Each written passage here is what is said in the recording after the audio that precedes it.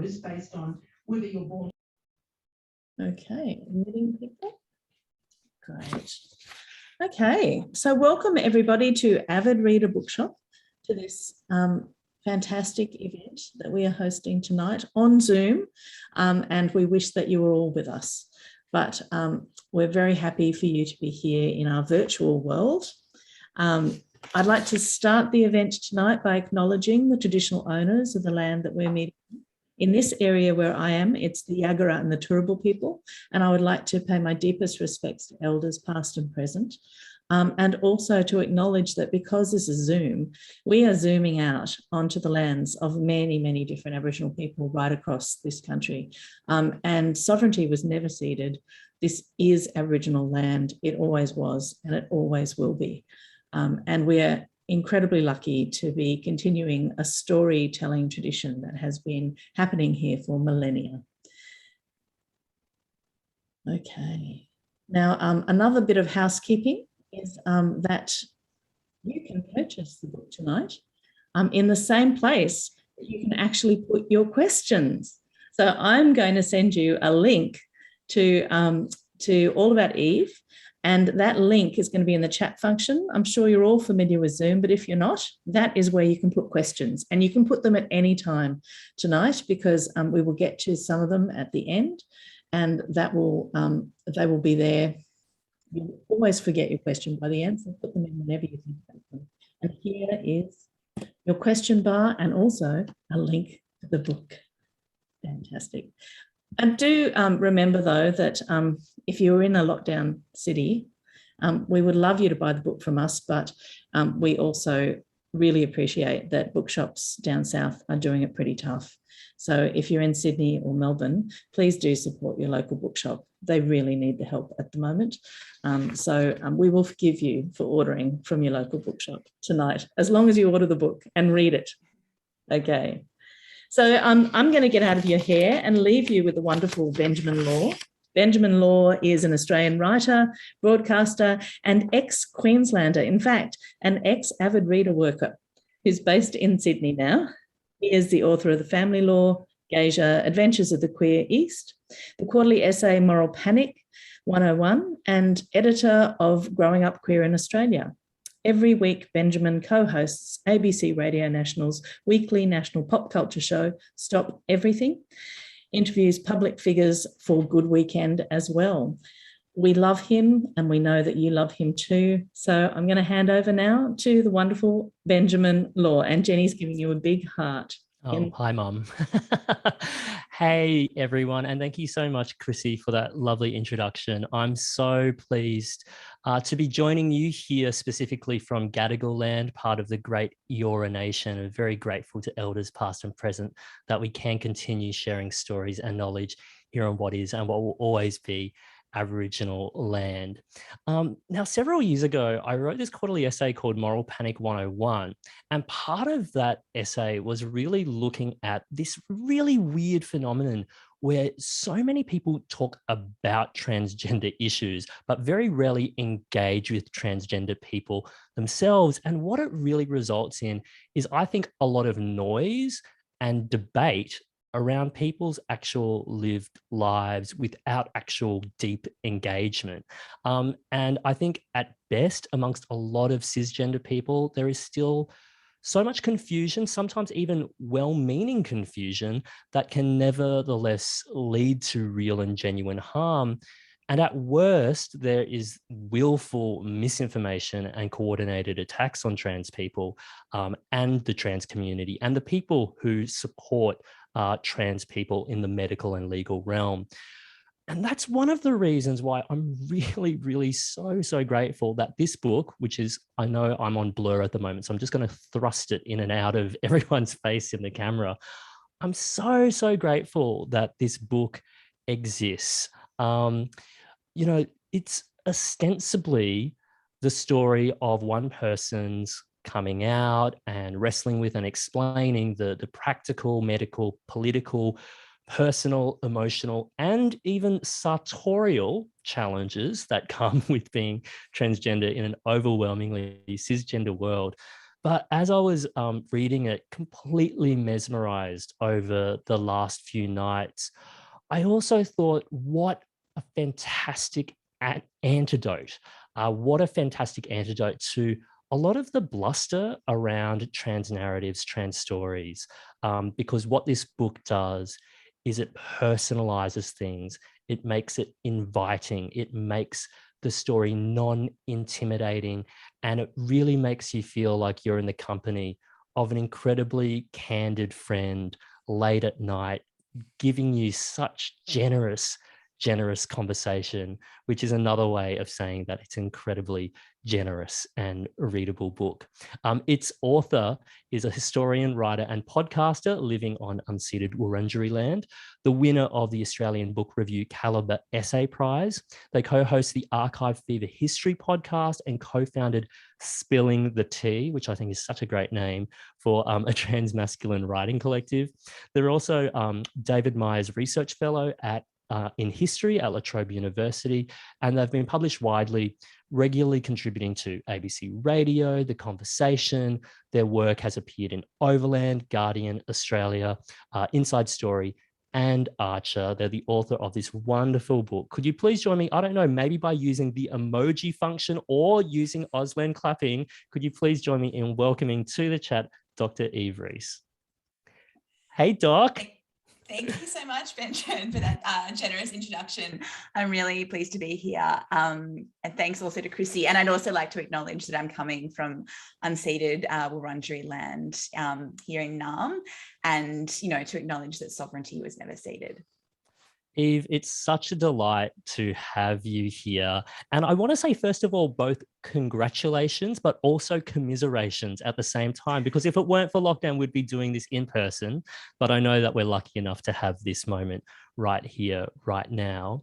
Hey, look, first question is, we've all acknowledged country. And if you're in the chat as well, please tell us which Aboriginal nation you're currently dialing in from on the Zoom as well. And you write first up in the book that you are indebted to First Peoples in Australia and around the world for opening your eyes to the possibilities of doing gender outside the binary enforced alongside European colonization. And I thought that was such a great place for your book to start. Can you expand on that a little? Because when you're talking about opening your eyes to the possibilities of doing gender outside the binary, what have your eyes been open to, when it comes to, looking and engaging with First Nations perceptions and understanding of gender? Great question.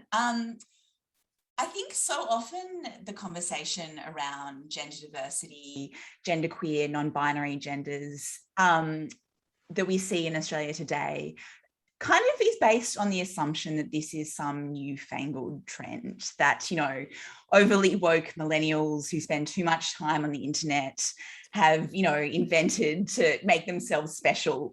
And it's a kind of solipsistic,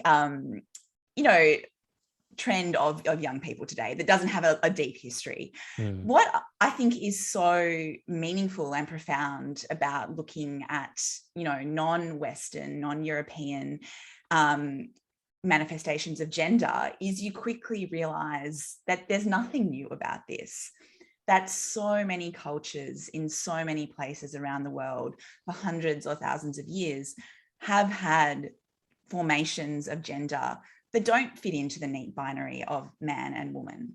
Now, it would be wrong to say that these, First Nations formations of gender are the same as what we now think of as transgender in contemporary Australia. They're different, certainly, and have meant different things in different places over time. But what these formations really remind us is that when we look in a kind of historical sense across time and place, it's actually the gender binary that kind of seems anomalous and a bit like a weird outlier, this kind of strange, curious belief that there are only two genders, man and woman. When, on a broader scale, it's much more kind of normal, much more human to acknowledge that gender is a spectrum or a great universe and expanse. It can take many, many forms. And, the wisdom of First Nations cultures that's, still thriving and existing today here in Australia, in Turtle Island or North America, through many parts of Asia and the Pacific, these diverse genders are still living. And they taught me that, I didn't have to listen to the naysayers that say I'm just kind of beholden to a new trend, that I'm, in calling myself trans and non-binary, I'm actually tapping into a kind of really quite core part of the human experience, that there's always been people like me and there always will be. We'll call them different names, we'll understand it in different ways, but there is something kind of timeless about rejecting the gender binary. Thank you so much for giving us that context and also putting language around it, because I think that's another thing that your book is so useful for, in terms of like putting language around concepts that maybe other people, especially cisgender people, might not be across. So let's talk about language a little, and let's personalize it a little, Eve, because of course it is a memoir. When it comes to language, when and how did you get the language that you needed to make sense of yourself? What were the breakthroughs for you? I mean, it really took me an embarrassingly long time to find the language I needed, especially given I'm someone who spent 10 years at university. You think I would have found some words in that time to work out who I was. But it really took me until my kind of late 20s, when around this moment that's often called the trans tipping point, from around 2015, to find the language to understand who I was.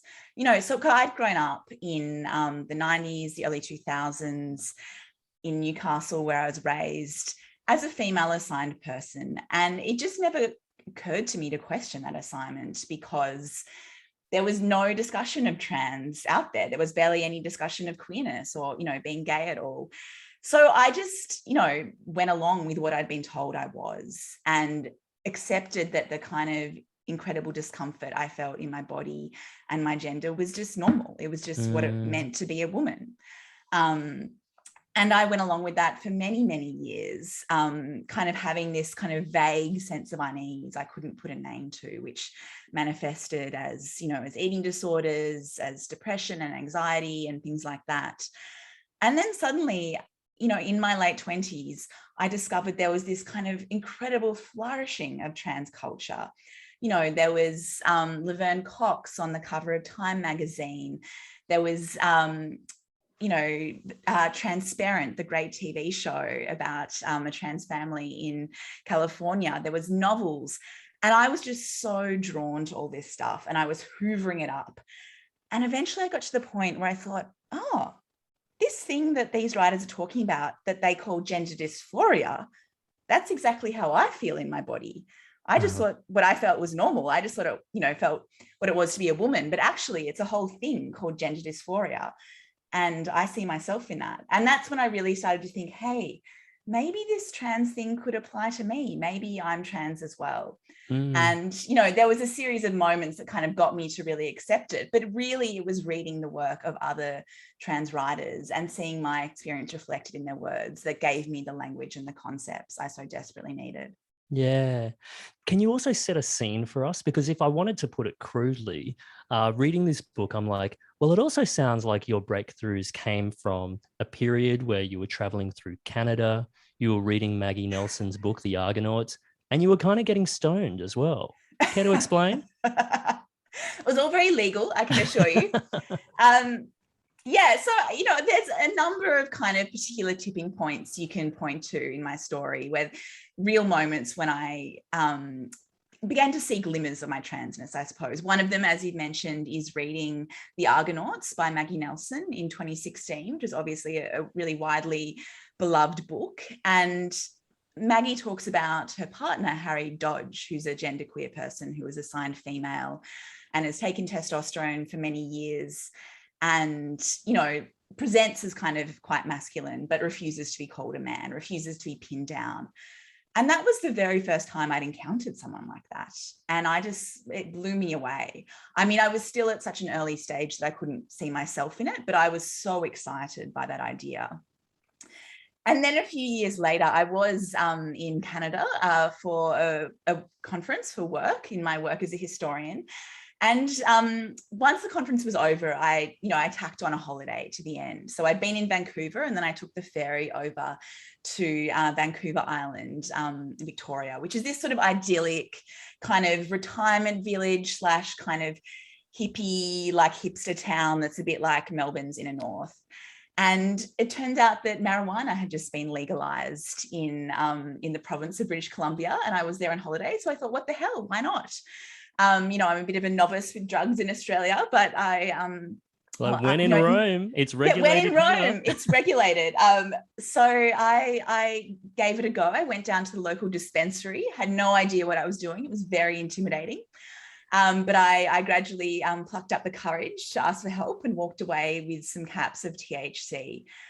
And I took some that night. It didn't really do very much, but the next day I took a bit more and had quite a nice evening by myself. And then the next morning I woke up really early. It was a Sunday morning. And I had this sudden startling realization in those first moments when you're still kind of half asleep, when your brain's just waking up. I had this sentence come into my mind that was, wearing women's clothes is drag. You're not really a woman. And in that moment, I was just like, whoa, oh yeah, of course. That makes perfect sense. Of course, I'm not a woman. And I just didn't doubt it at all. I got up, and the first thing I did was like, well, if I'm not a woman, don't need any of these women's clothes. So I had all these skirts and dresses in my suitcase because I was still presenting quite feminine. And I just bundled them all up in a plastic bag and went out and put them in a charity bin. And then, walked the streets of Victoria all that day, just kind of feeling, exhilarated really, that I'd kind of come up with the answer to this kind of wrongness and sense of alienation in my body that had been haunting me for so many years. So I got a tattoo to mark the occasion. And then I kind of really joyfully came back to Australia a few days later, planning my own gender reveal party to announce myself as trans.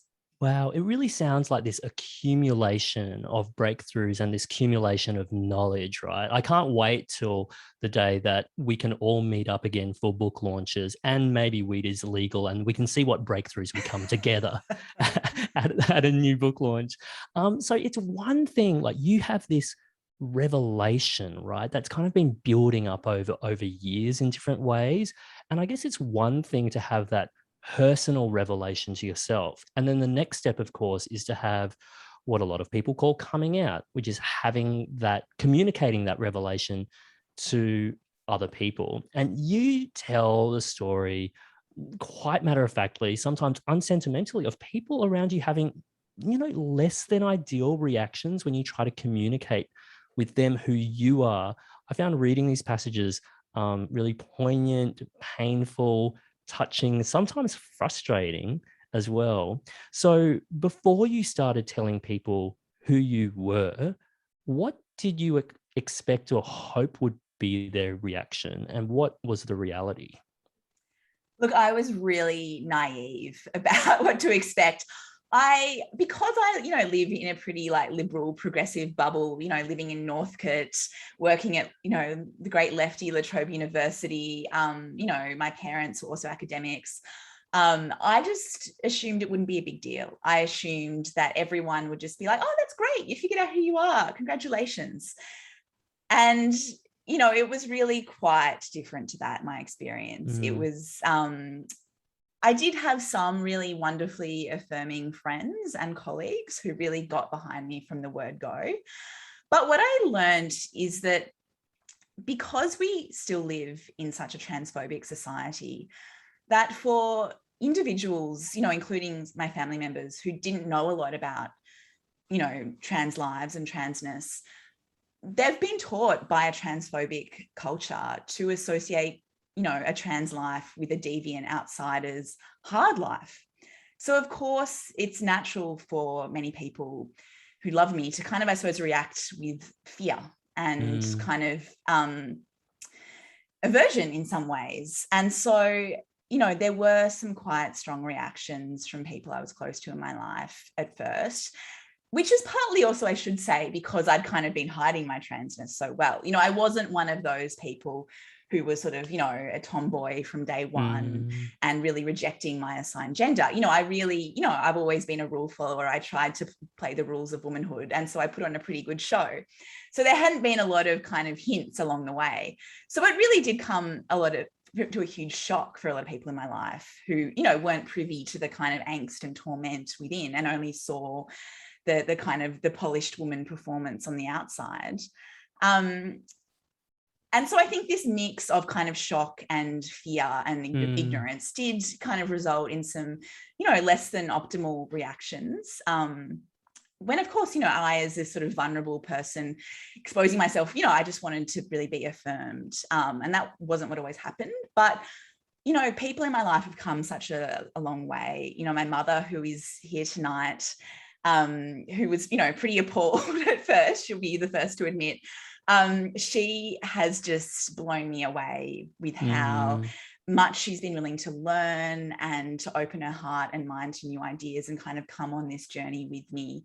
And, you know, she has given me so much hope for, I suppose, you know, changing culture more generally. Like, I think if someone, you know, in her mid-60s who hadn't really been exposed to queer or trans people very much at all can really change their thinking so much late in life, you know, anyone can really.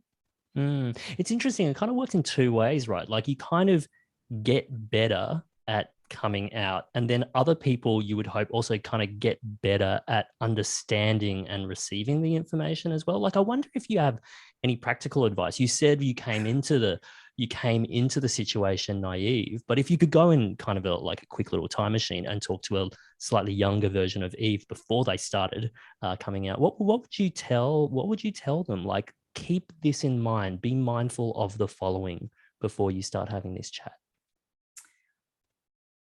I think I'd tell myself to be more explicit about what I needed, like what support looks like. You know, I think it goes back to that general rule in human relationships that we often assume a loved one can read our minds and know our love languages, you know what we need from them, whether it's affirming words or a hug or, you know, practical help or advice.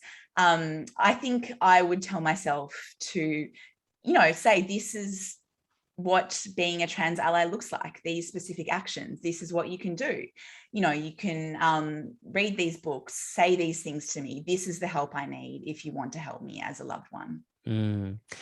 One of the things that I learned in reading your book is how diagnosis works. And I was really like, this is where my naivety comes on show. I didn't know that, you know, people in the medical field actually put a number on a spectrum between, what is it, 1 and 70? Is that right, Eve? Yeah. Like 1 and 70, which is why I think one of your chapters is called, like, your diagnosis is, what number did you get? 57. 57. Which, you know, as someone who likes to do well on tests, I was pleased it was a high number. I would have liked it in the 60s, but, you know, 57 is still quite good. So it's like a number on a scale is actually assigned to you. Like, I understand, you know, the need to diagnose and to categorize, but it felt quite clinical. Can you lead us through what's actually involved in how you reflect on that process? Yeah, so this is another thing I was really naive about, the kind of the medicalization of transness and how the diagnosis of gender dysphoria works. Because, of course, you know, transness is listed in the DSM, the Diagnostic and Statistical Manual, like all, you know, psychiatric disorders, and as homosexuality also used to be. And it's gone through many iterations over the last 50 or so years. You know, initially it was very much that being trans is, you know, deviant and wrong. And now that's changed to saying, you know, being trans is fine, but having gender dysphoria, or the, you know, the discomfort in your body that defines transness, that's still listed as a disorder in the DSM. So when I got back to Australia and told everyone I was trans, and, you know, people had various reactions and I was trying to work out what to do next, it seemed like the next logical step would be to go and see a gender psychologist, someone who specializes in this stuff. And I quickly kind of got caught into this kind of, I suppose, diagnostic bandwagon, where I saw the psychologist for a number of sessions, and he started diagnosing me with gender dysphoria according to this kind of framework listed in the DSM, and also using the criteria used by what's called WPATH, the World, I can't remember the acronym off the top of my head, but it's a world body for transgender medicine. And it was a really bizarre and quite dehumanizing and humiliating experience in many ways, because it really felt like in this model, psychologists are not really interested in exploring the nuance of individuals' kind of gender experience, but really kind of slotting them into diagnostic boxes, and which are very, very binary. So I was being treated as an assigned female person presenting with gender dysphoria. So it was kind of assumed that I was going to be a trans man. And so, you know, there's this kind of narrative that you're expected to tell about yourself. You know, you get asked, oh, what toys did you play with as a child? And it's very clear that you're going to say, oh, you know, I played with trucks and I never wanted to play with dolls and anything like that, which of course wasn't true for me. You know, I had, like many children, I played with all sorts of toys as a kid and had all sorts of gender expression. And, you know, you're really meant to stick with this very strict narrative, and which I found, just didn't fit me at all. It implies there's a correct way of being trans at the end of the day, doesn't it? It's like, well, here are some questions and there are correct ways of answering it, which implies, well, is there an incorrect way of being trans? Or if I fail this test, will you diagnose me the way that of course, I'm meant to be? Because, you know, like, this is not an idle exercise that we need, because you know, medical transition in the form of gender affirmation surgery and hormone replacement therapy, there's still a lot of medical gatekeeping around it. So in most cases, well, you definitely need a diagnosis of gender dysphoria to get surgery. And in most cases, you still need it to get hormones. So, you know, these psychologists and their diagnosis have a huge amount of power over our lives. And, you know, there's a lot of talk among non-binary or genderqueer people like myself that we have to basically, you know, make up a story to fit this very narrow script of what it means to be trans, because if we don't, we risk being denied access to these life-saving treatments that we, you know, as mature adults just want to be able to have for ourselves. So the whole process of being diagnosed sounds very problematic, very fraught, but you pass, you get a 57. I'm curious about what happens next, and this might be a good opportunity for you to read from your book, which kind of covers this ground. Can you give us a little bit of context in terms of what you're going to read from, where we find you in your story? Yeah, so I'm going to read a section from my book about, you know, what happened with the psychologist just after I got diagnosed with my 57 of gender dysphoria. I mean, I should say before I do that this wasn't a wholly awful process. In some ways, the diagnosis was really validating because, you know, I was sort of doubting and second guessing myself, as so many trans people do, thinking, am I really trans? Am I trans enough? So to have a medical professional say to me, you have severe gender dysphoria, you are trans, did actually feel like this kind of certificate saying I was a legit member of Club Trans. So there was that proof. Yes, there was that positive aspect to it as well. But this is the bit I'm going to read is from the start of a chapter called Trapped in a Body. Once we have the diagnosis, the gender psychologist is keen to get cracking. For him, gender dysphoria equals transgender equals hormone replacement therapy. Simple, problem solved, fixed by the miracle of modern medicine. Transitioning to male is easy, really, he tells me at our next appointment. The testosterone can work wonders and you just gain male privilege. He speaks as though we're akin to putting a cast on a broken leg or treating diabetes with insulin, a mere mechanical process to fix a diagnosed condition. Here, have a read of this. He hands me a printout about the effects of testosterone. It lists the expected changes: deeper voice, increased muscle bulk, facial hair, clitoral growth, increased libido, body fat redistribution, male pattern balding and the cessation of periods, breast tissue atrophy, everything short of a new bone structure needed to remake a female-assigned body into a shape we call man. Side effects include acne, vaginal atrophy, reduced fertility, and increased risk of heart disease and high cholesterol. Most of the effects are reversible and will fade within a few months of suspending HRT.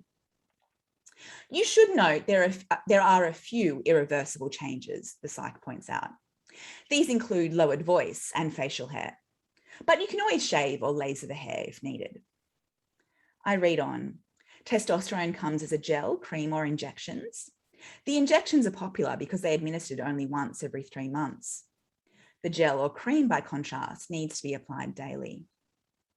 The final section outlines the option to freeze my eggs prior to starting testosterone. If desired, I could use them to become pregnant at a later date. On the couch, I fold the paper into a neat square and look up at the psychologist, who is checking his watch. It's true that I wanted this.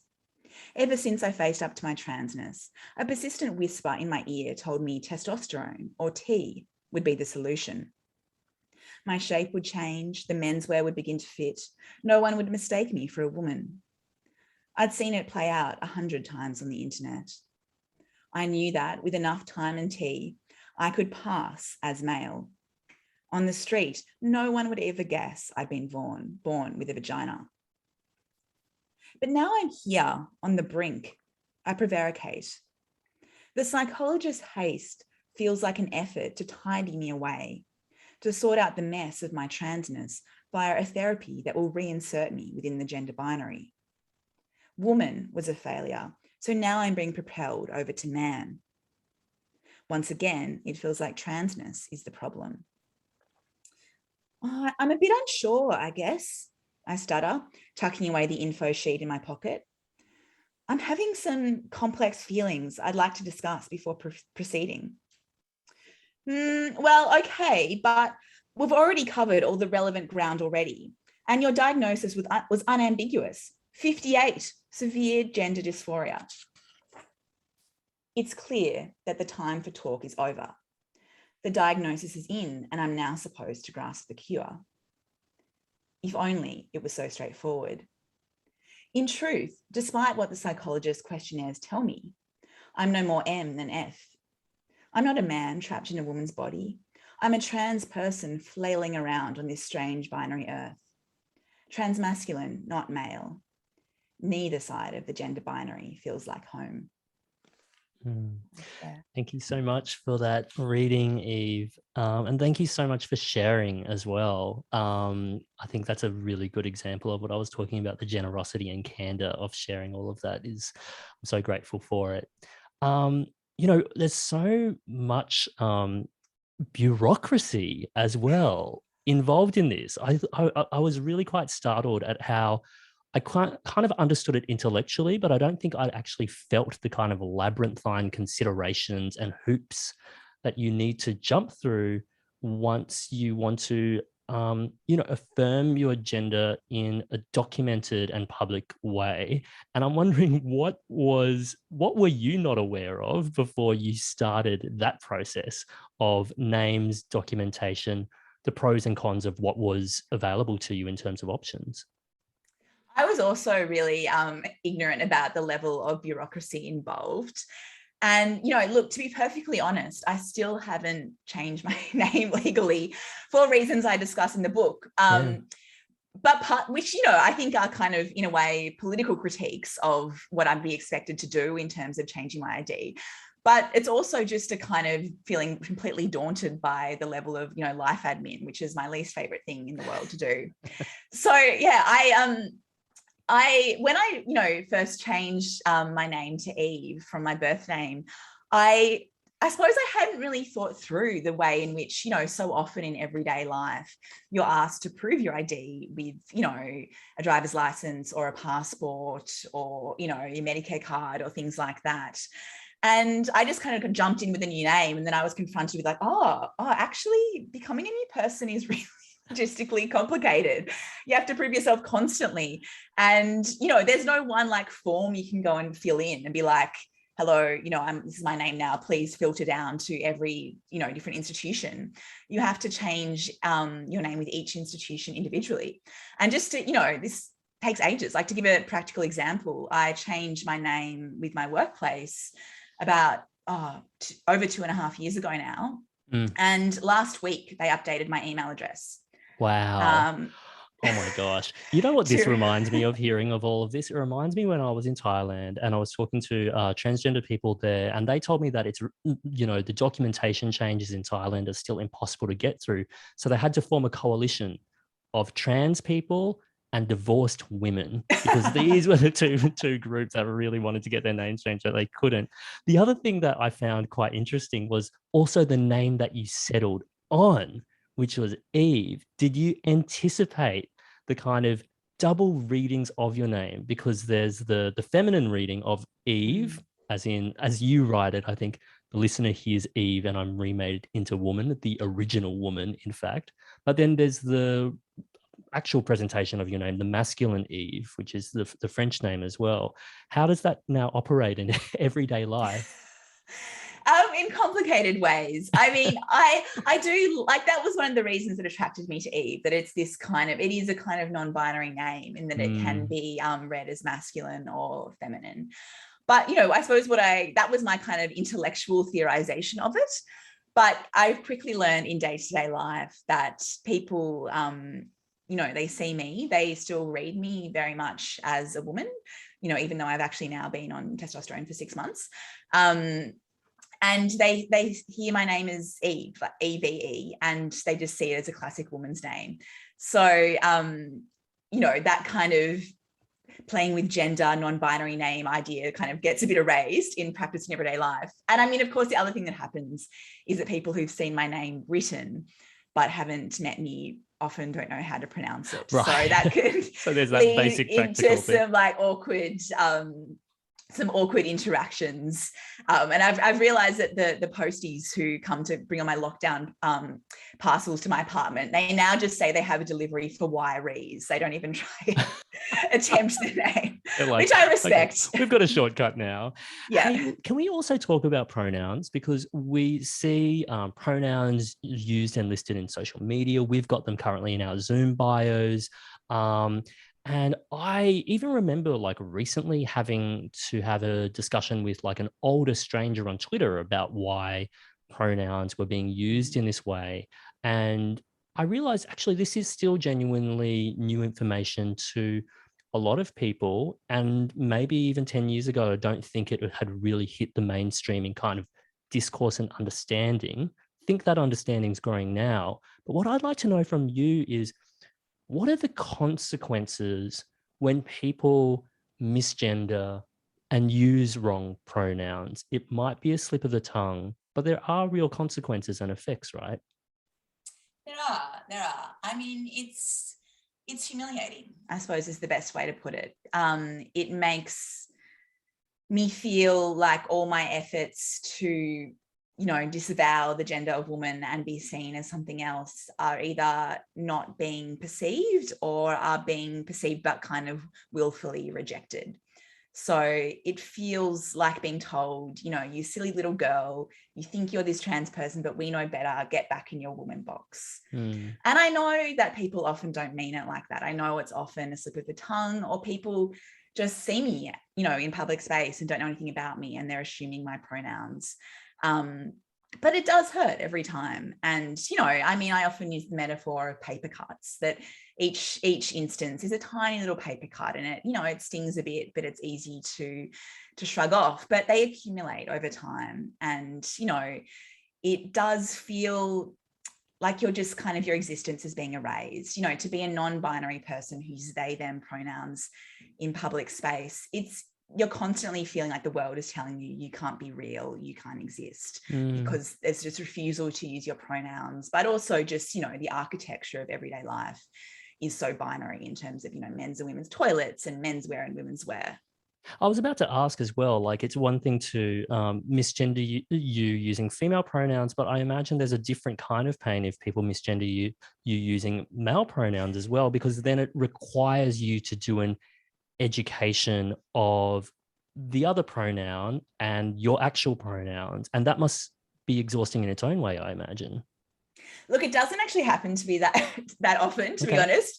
I mean, I obviously still have quite a high voice, which tends to be a bit of a give. It has happened a few times though, and I mean, in a way, it actually gives me a bit of a thrill to be misgendered as male. I mean, it's, you know, it's not what I desire to be called overall, but at least it kind of shows that, you know, people aren't reading me as a woman.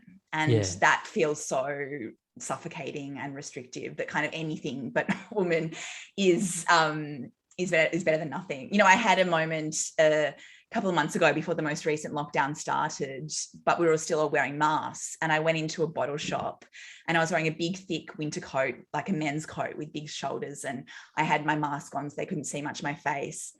And the man working the bottle shop, he didn't use pronouns, but he said, "Oh, hi, mate," in that way that's so distinctive that he's talking to another man, that he's reading me as male. Yeah. And it just actually felt like this really kind of golden moment that I've, you know, thinking I've played with gender. Like, you have no idea who I am. I'm screwing the system.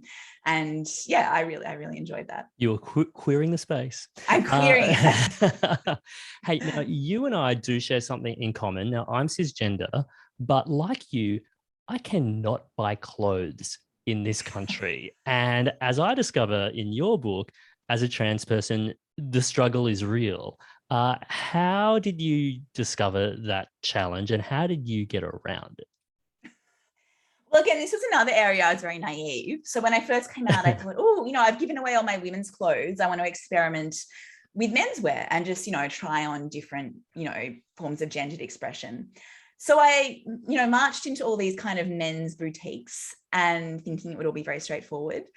And I quickly realized two things. The first is that if you, someone who looks like or is read as a woman going into a men's boutique, you have all these very curious shop assistants who kind of jump on you, wondering to know what you're doing there and asking if you're buying for your boyfriend, which was all very awkward and uncomfortable. And secondly, that none of the clothes fit, that even like an extra small in menswear just still looked comically huge on me. Like I was a little kid wearing his dad's shirt. So I kind of labored away on this problem for some time, but through scrolling the internet, I discovered that boys' wear was the solution that many other transmasculine people had used. And this in itself was tricky because not many, like the kind of optimal age is about size 12 or size 14 in boys, but not many brands actually go up like to that size. A lot of the brands stop at 8. And which I have this kind of unanswered question of what do all the, you know, boys aged 8 to 15, where do they buy their clothes? I don't know. But I discovered that Kmart was a great for boys' clothes and also Zara boys. So I spent a lot of time loitering around the boys' wear section of those shops, trying to look like a very respectable mother, just buying for her son, but then scurrying into the change room and trying them all on myself. And the added benefit is that it's like half the price of adult clothes for not much less material. So, you know, that's a good hack for everyone. Hey, look, I've got so much more to ask you, but I also realized that we are getting to the last 15 minutes and I want to open up to questions from the audience. But before I do, just a couple more questions from me. I think it's this is a really good opportunity to talk about lateral violence and exclusion within the queer community. You know, when it comes to LGBTIQA+, all those letters are a part of the queer and broader community because we all have such different experiences and represent different communities. And I got to the chapter where you were having a discussion about how the existence of trans people causes consternation in some lesbian circles. And it also made me think of, actually, you bring it up in your book as well, the fact that there is a lot of transphobia within the cisgender male community. You know, roughly 1 in 10 cisgender men saying they wouldn't even consider dating a trans guy themselves. And I'm wondering, like, how you reflect on that form of, like, there's this assumption that because there is the letters that represent our allied communities, that there is a strong allyship. What accounts for that that transphobia that still exists amongst queer people? It's a great question. I think a lot of things. You know, I think at a really basic level, you know, all queer people are a bit traumatized because we live in a real queer phobic world. And I think lateral violence is often a manifestation of that trauma, like coming out in undesirable ways, but kind of understandably because everyone's got a lot of pain. More specifically, I think there can be a tension between lesbian communities and transmasculine communities, where there can be this kind of lazy refrain that suggests that, transmasculine people are just today's butch lesbians, and it's just a newfangled identity and they're really butch lesbians. And trans people are kind of stealing members from Team Lesbian. You saw a lot of this discourse when Elliot Page came out as trans, Exactly, right? exactly. And I think it's particularly acute in cases like Elliot Page, as someone who used to identify as a lesbian and being part of that community. There can be this sense of kind of loss. I mean, that hasn't really been part of my story because I wasn't really part of like a lesbian community before coming out as trans, but it's certainly, it's something that really exists. And a lot of my transmasculine friends talk about it as a kind of source of pain, that they built up this whole lesbian universe often for decades, and they suddenly feel a bit alienated from it. And of course, that idea has its roots in this kind of historical conflation of gender nonconformity and same-sex desire. They often get kind of muddled together in a really clumsy way. When, of course, being a lesbian is about who you want to go to bed with, and being trans is about who you want to go to bed as, like what gender you are. So they're actually quite different, but in practice, there can be that kind of resentment there. And I think in terms of your question about gay men, I mean, it's actually, you mentioned the statistic, it's actually only 1 in 10 gay men who would consider having sex with a sorry, I trans got that man. wroong. Yeah, the other way around. Thank you for clarifying. Yeah, so there's a lot of transphobia in gay male communities, a lot of aversion to even, dating a trans person. And I think, again, it's kind of stems from a combination of trauma and perhaps like misogyny, like a sense, that we're in a patriarchal world. Gay people aren't immune to patriarchy and misogyny. And I think a lot of it is, a kind of an aversion to the sort of purported femaleness of transmasculine bodies. So, this kind of manifested recently a few months ago in Melbourne, where the gay spa, Wet on Wellington, moved to restrict transmasculine people from entering that space, which they had been doing up until that point. So it's a really live issue that's being really hotly debated at the moment. It's a really live issue, and over here on Gadigal land, or broadly the Eora Nation, the women's bars and the whole flare up of like whose bodies are allowed in that space was really, really fraught and tense as well. Look, there's so much more to talk about, Eve, but I do want to take it to the audience. So for those of you in the Zoom chat, if you've got questions for Dr. Eve, put them in the chat now and they'll come through. I'm going to start with Rebecca Claire Page's question. Will there be an audiobook for those like myself who find physical books inaccessible? The good news is there is already an audiobook. So the audiobook was produced by Wave Sound, and it's narrated by the fabulous trans actor Harvey Zelensky, who was nominated for an award for narrating Craig Silvey's novel Honeybee last year. There's been a bit of a technical glitch that the audiobook hasn't been available on Audible yet, but that should be resolved any day now, and it is already available on other platforms. Thank you for your question, Rebecca. I almost felt like that was like a great plant question, almost daytime TV. So like, is there an audiobook, Eve? Well, there actually is. That's so great to know. Claire asks, Eve, it's always a pleasure listening to your stories.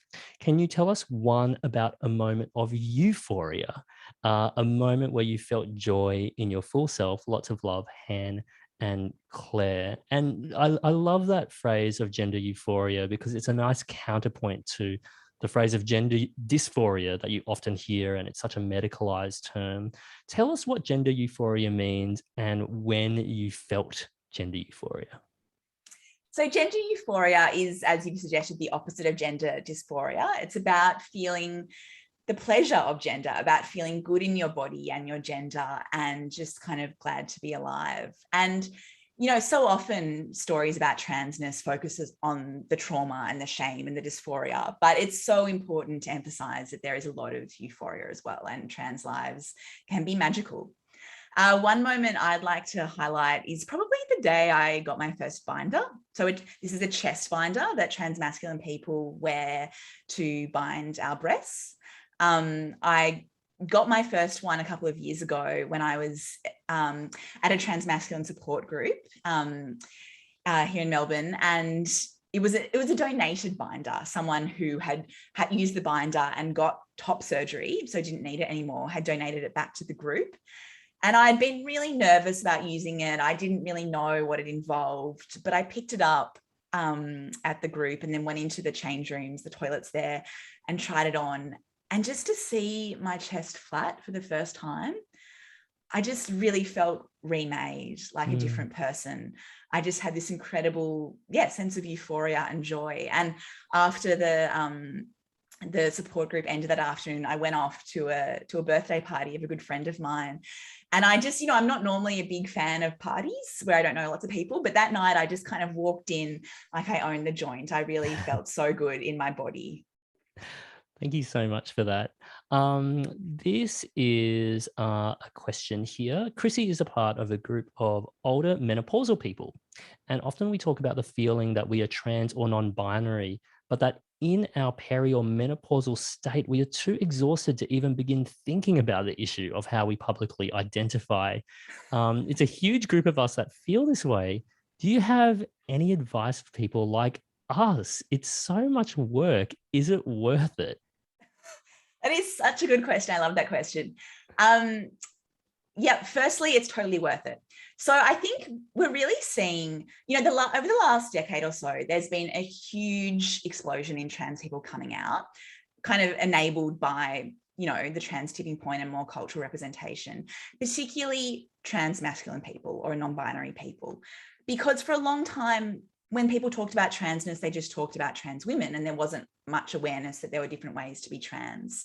So, there's this huge backlog basically of people who, are trans masculine or non-binary who are now coming out. And many of them, I think, are later in life. I know of many people who were assigned female at birth and, had quite an androgynous or masculine presentation, might have called themselves a dyke or a butch lesbian, because that was just the label that was available to them when they were coming of age.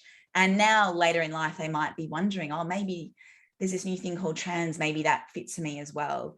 And what I would say, if that applies to you, is it's never too late. You can come out as trans at any age. I felt a bit late coming out as 30, but I know of people who've come out as trans in their 60s or their 70s.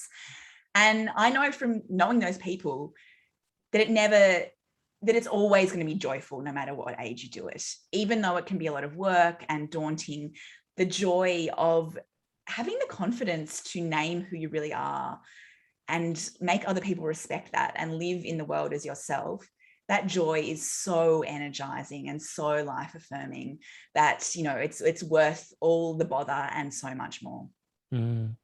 Hey, question from me, Eve. With this book coming out now, I imagine that there is this sense that as much as you're the author, there will be a sense that people will call on you to be a spokesperson or a representative of the trans community. So how much of you do you feel the honor of flying that flag? And is there any sense, be honest, of the burden to represent a really diverse cohort of people? Yeah, I have felt really anxious about this through writing the book and talking about it now.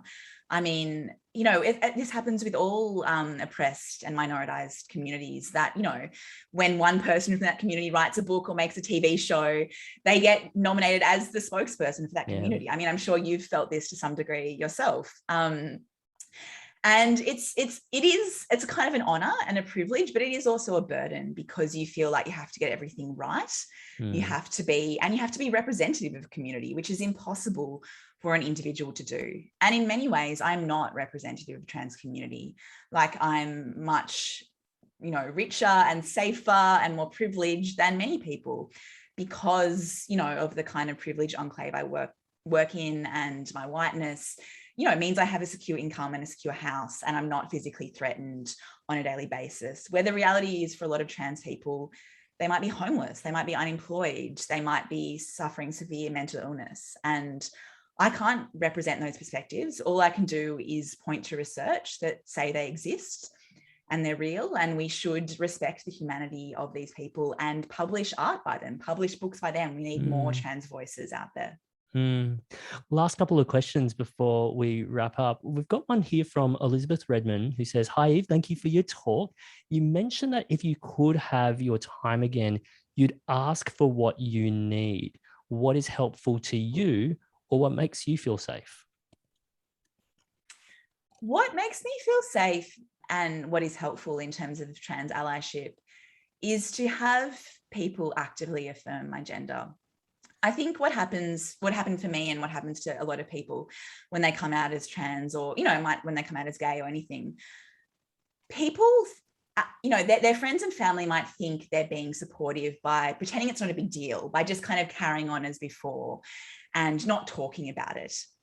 Now, some people might like that, but for me, that felt like my transness became the elephant in the room. It became like this kind of awkward, dirty secret that no one really wanted to talk about or acknowledge existed.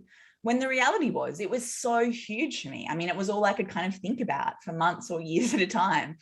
And I wanted people to name it. I wanted to acknowledge that it was real and that they saw it and that I wasn't the same person I always was. I was a totally different person. And to actively have those discussions. I think people often don't talk about it as well because they're afraid of causing offense or using the wrong language or, just being a bit awkward, but just like lean into the awkwardness, like ask the basic questions. I love when people ask how to pronounce my name or, what language I use to describe myself. It's fabulous because it shows they respect me and it opens up the conversation. So yeah, just have conversations with people in your life who are trans or queer or any kind of marginalized identities. I'm sure they'll appreciate it. Thank you so much, Eve. Now, before we wrap up, you've already mentioned some texts and TV shows that really captured your imagination and attention. And I'm wondering before you go, I'm someone who loves homework, right? So obviously everyone's going to read this book. And then after they read your memoir, what should they watch? What should they read? What should they consume to learn more and just inhale up and immerse themselves in transgender stories, trans stories? Well, I do have an extensive list in the back of the book, but two things I'd like to suggest is first, there's a documentary on Netflix, which I'm sure everyone has, called Disclosure, which is a history of trans representation on the screen in film and television. And it's made by trans people, and it does a fantastic job of kind of unpacking the really damaging trans stereotypes that exist on screen until very recently and the damage that's done to trans people. And that's only about an hour and a half. It's very compelling. I'd also recommend that people watch the TV series Pose, which is this fabulous 3-season series about the ballroom culture in kind of late 80s, early 90s New York City. It's about transness, it's about the AIDS epidemic, it's about, Black and POC life in New York, and it's, made and written by trans people, and it's just a complete work of art. And in terms of reading, there's so much fantastic trans writing coming out at the moment. One book I'd really recommend is the novel Detransition Baby by Tori Peters. So it's the first kind of trans novel published with a really major international publisher. And it's a kind of like, in a way, it's a bit of a kind of Sex and the City story of trans girls out finding love in New York, but with a really wonderful, hilarious, illuminating trans feminine perspective. Okay, so just to recap, that was Pose, the TV show Pose, that you can watch on Binge, I believe. Detransition Baby, which I've actually got on my bedside table. I can't wait to get into it. And sorry, the third one again was? Disclosure, the documentary on Netflix. Which I've also seen and can totally vouch for. Such a compelling hour and a half of television that reframes how you have realized that you've actually seen a lot of these narratives and are actually quite toxic and problematic. Such an illuminating hour and a half of television. Eve, thank you so much for your contribution as well in the form of All About Eve. This is such a great gift to yourself, but also a gift for other people as well. So if you've got people in your life who will benefit from reading Eve's story, please buy it for them as well. Congratulations, Eve, on the release of this book. And could you all please join me in congratulating and thanking Dr. Yves Rees? Thank you Thank you so much, Benjamin. It's a joy to be here. And thank you everyone for coming tonight. I know we're all mightily sick of Zoom after nearly 2 years of pandemic. So I really appreciate you taking the time this evening to come out and listen to our conversation. There have been fantastic comments coming through the whole time about the book and also about the talk. It is really it is a really fantastic book. I cannot recommend this book more highly. Really do just take some time, find some sunlight, sit down and read this book. It is just a pleasure. So please do that. Benjamin, you did a wonderful job. Thank you so much. Thank you, Chrissy. Thank you for writing this book. I think it's really important and I'm so glad it's in the world. And thank you everyone for joining us. I'm going to sign off now, but do remember that Avid Reader does have events almost every night of the week. This has been a massive one and we've had one of our biggest audiences for the year actually. So that's really fantastic. But do feel free to also support your local bookshop if you're in a lockdown area as well. Thanks everyone. Thank you, Chrissy. Thanks everyone. Have a great night. Good night. Bye.